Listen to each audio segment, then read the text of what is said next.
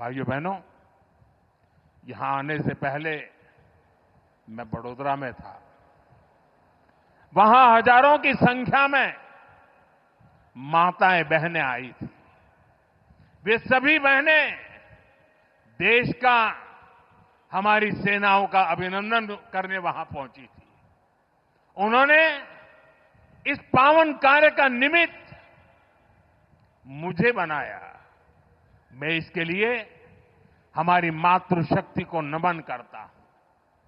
यहां दाहोद में भी आप सभी ने, माताओं बहनों ने तिरंगा झंडा हाथ में लेकर के ऑपरेशन सिंदूर के लिए अपना ढेर सारा आशीर्वाद दिया है।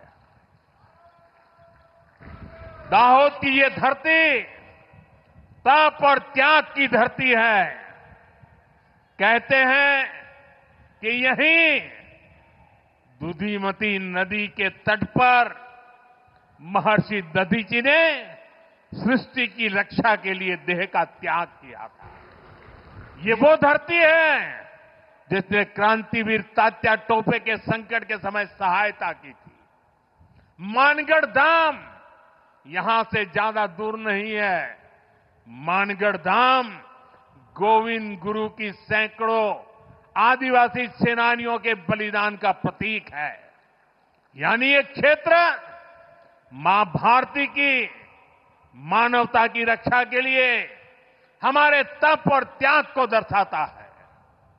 जब हम भारतीयों के संस्कार हैं तो सोचिए, जम्मू कश्मीर के पहलगाम में आतंकवादियों ने जो कुछ किया, क्या भारत चुप बैठ सकता है? क्या मोदी चुप बैठ सकता है?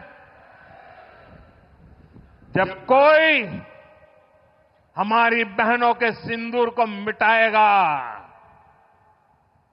तो उसका भी मिटना तय हो जाता है।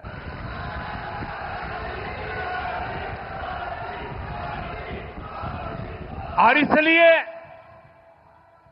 ऑपरेशन सिंदूर सिर्फ एक सैन्य कार्रवाई नहीं है। ये हम भारतीयों के संस्कारों, हमारी भावनाओं की अभिव्यक्ति है।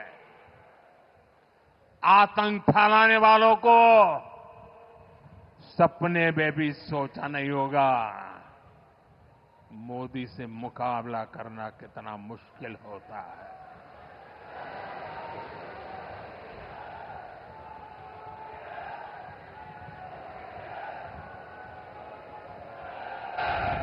तिरंगा लहराते रहिए।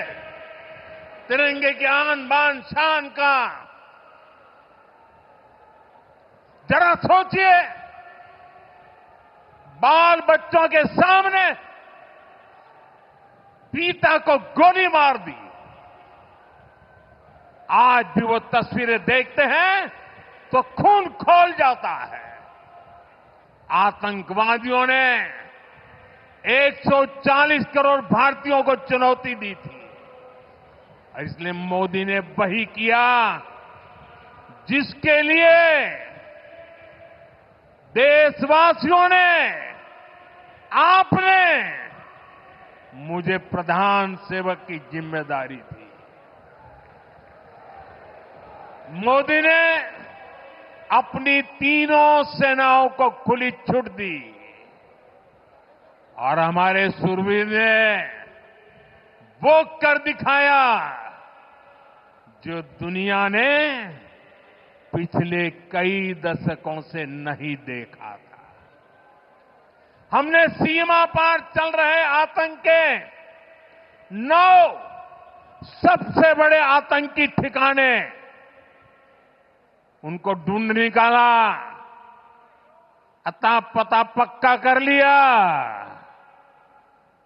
और 22 तारीख को उन्होंने जो खेल खेला था, 6 तारीख रात को 22 मिनट में हमने उनको मिट्टी में मिला दिया।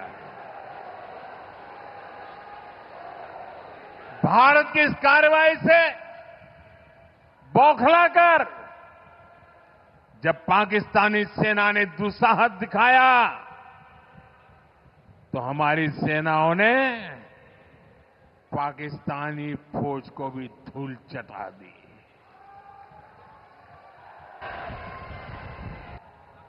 मुझे बताया गया यहां भी हमारे सेना के निवृत्त जवान बहुत बड़ी तादाद में आए हैं।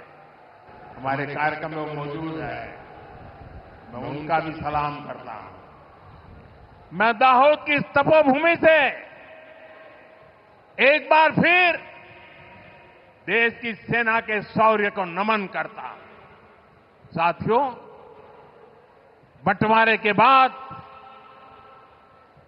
जिस देश का जन्म हुआ उसका एकमात्र लक्ष्य भारत से दुश्मनी है, भारत से नफरत है, भारत का नुकसान करना है। लेकिन भारत का लक्ष्य अपने यहां गरीबी को दूर करना है, अपनी अर्थव्यवस्था को मजबूत करना है, खुद को विकसित बनाना है। विकसित भारत का निर्माण तभी होगा जब भारत की सेनाएं भी मजबूत होगी और हमारी अर्थव्यवस्था भी दमदार होगी। हम इसी दिशा में लगातार काम कर रहे हैं।